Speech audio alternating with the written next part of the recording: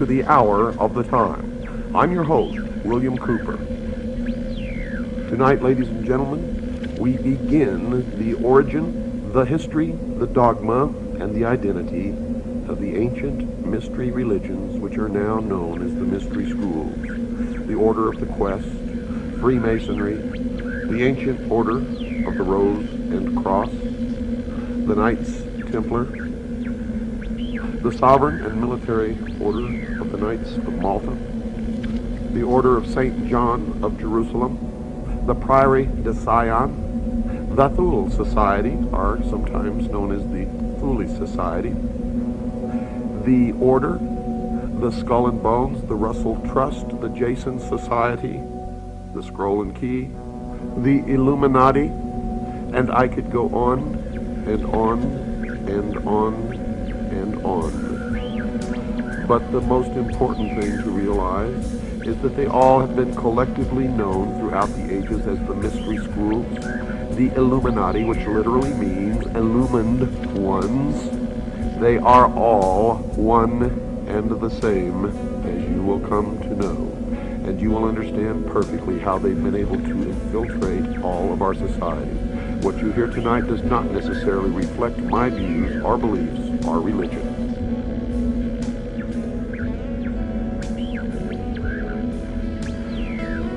They have ruled from the shadows, you see. And they call themselves the guardians of the secrets of the ages. And their first religion was called astrotheology, or the worship of the heavens. And their first object of worship was the sun. The second object of worship was the moon. And everywhere you see the mystery schools or the mystery religion, you will see the symbols of the sun and the moon, also known as Osiris and Isis. For in the religion of the mystery schools, they believed that man was held prisoner in the Garden of Eden by an unjust and vindictive God. And that man was not told by this unjust and vindictive God that he could have the same powers. And man was set free from the bonds of ignorance by Lucifer through his agent Satan, and many believe that the two are the same. And that's okay, because maybe they are. And that through the gift of intellect, man himself will become God. Now, for those of you who understand what I am imparting to you now, you may not even have to listen any farther, for it explains everything that has ever happened in the history of man, and everything that is happening now, and all that is to happen in the future.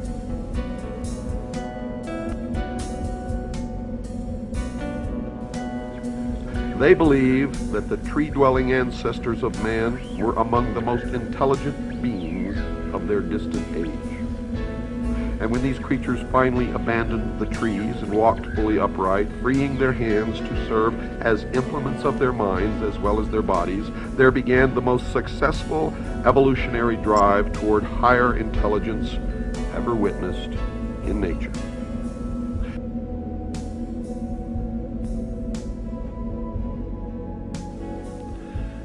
Now notice, Lucifer was called the son of the morning star. He was also called the morning star, and there is a great mystery here, because Christ also called himself the morning star. But I have been told by those who have been initiated in the mystery schools that Christ and Lucifer are one and the same being.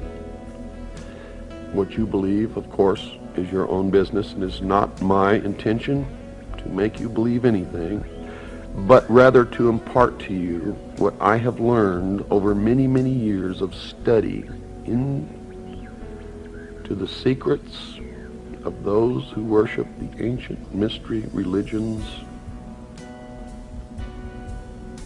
in secret for thousands of years.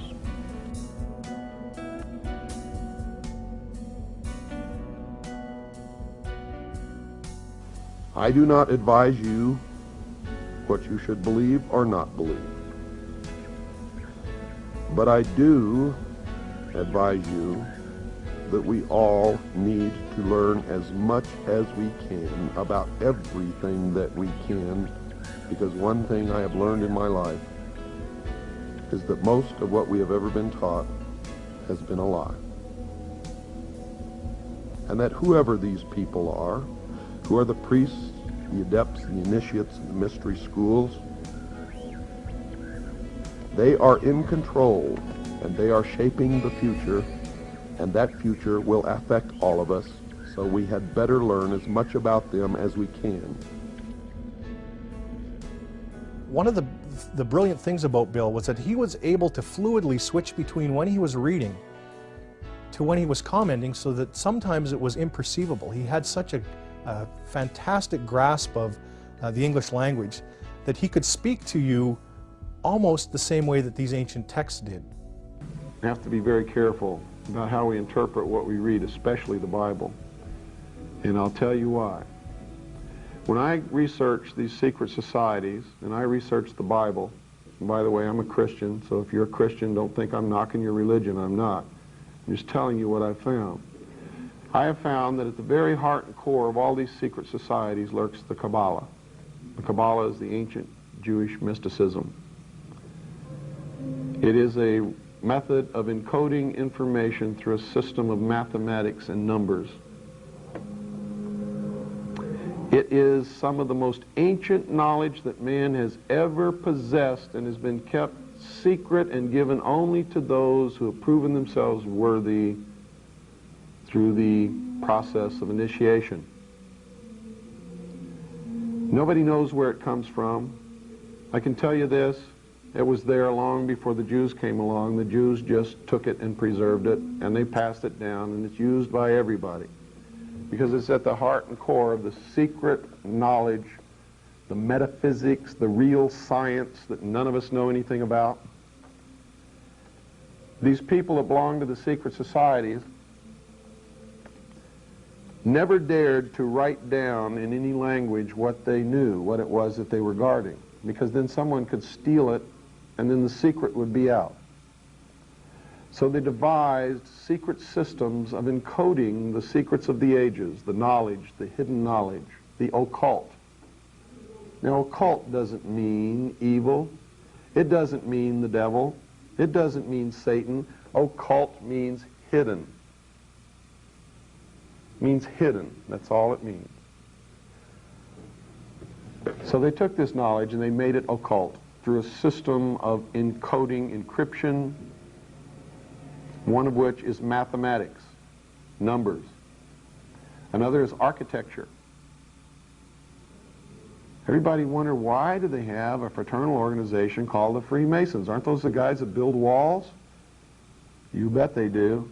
But every wall they build contains the secrets that have been kept and maintained throughout the ages, and it's encoded in the architecture and in the measurements of the buildings and in the mathematical formulas used to derive the geometry and the shape, the length and breadth and height of rooms. It's all encoded there. The sun enters each heavenly sign or house of the zodiac in what is called the 30th degree, and leaves at the 33rd degree. Thus, God's Son is said by the ancients to begin his ministry at 30 and dies at 33. A Freemason is not told the truth of the object of his worship until he attains the 30th degree. And this is why the highest degree in Freemasonry is the 33rd degree, for no one can rise higher than the sun.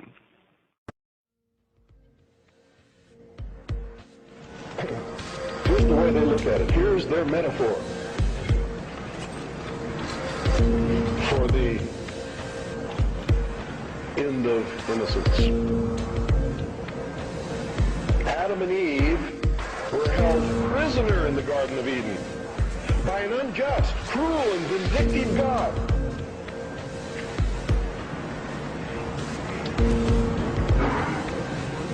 Until Lucifer, through his agent Satan, set man free from this garden by giving him the gift of intellect.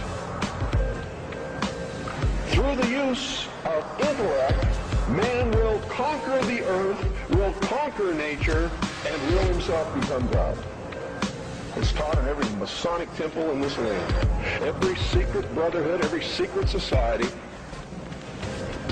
every mystical temple, every occult organization teaches the Luciferian philosophy. They do not believe in Lucifer. They do not believe in any entity called a devil, and they do not believe in God. It is a mistake for you to assume that they do. They're atheists in the strictest sense of the word. They are humanists. That's their religion. At the highest level, their goal is to create a world in which the adepts, the 1,000 points of light, working behind the veil to create the culmination of the great plan, can realize the ultimate happiness for mankind. Their whole goal with this philosophy is to teach all men and women that the only end of life is to seek the utmost pleasure and happiness that you can get out of it, because when you die, there's nothing else. That's what they teach. That's what they want you to be. They don't want laws against sexual promiscuity. That's why they don't want families. That's why they don't want marriage. That's why they encourage homosexuality. There's a method to their madness. There's really not much method to yours, because you're operating from a place of ignorance. And until you change that, you're going to be bumbling around, bumping into each other, saying and doing the wrong things, not understanding the nature of your enemy. And if you don't understand the nature of your enemy and the weapons they use, you cannot fight that enemy. You can't fight the battle. You shouldn't even be on the battlefield.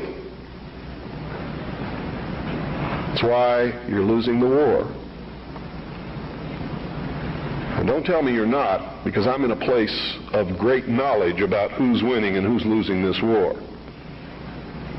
And I can assure you, you're losing the war. Doesn't mean it can't be turned around. But it'll never be turned around until you learn what you need to know. You don't even recognize half the weapons that they use against you. And some of them seem so insignificant that you don't even try. They want to create a world where everybody is happy all the time, doing all of the things that, if you're from a good religious upbringing, is wrong to do. If you're not from a religious upbringing, but you have a good brain and you understand the purpose of morals and ethics, it's still the wrong thing to do. If you're a thinking person. And then the priests had an army. Oh boy, weren't they happy with that?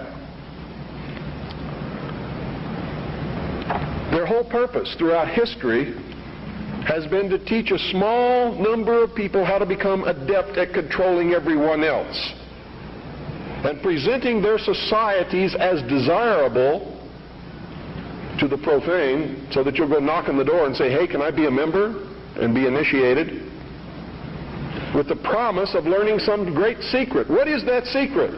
The secret is what I have just told you this morning. The secret is how to control everybody else. The only thing that can stop it is by waking up vast amounts of sleeping people. Sheeple is what they are. They are following the Judas goat right into the shearing pins, and from there they will go to the slaughter, and they will not know that anything is wrong until they smell the blood of the sheeple in front of them.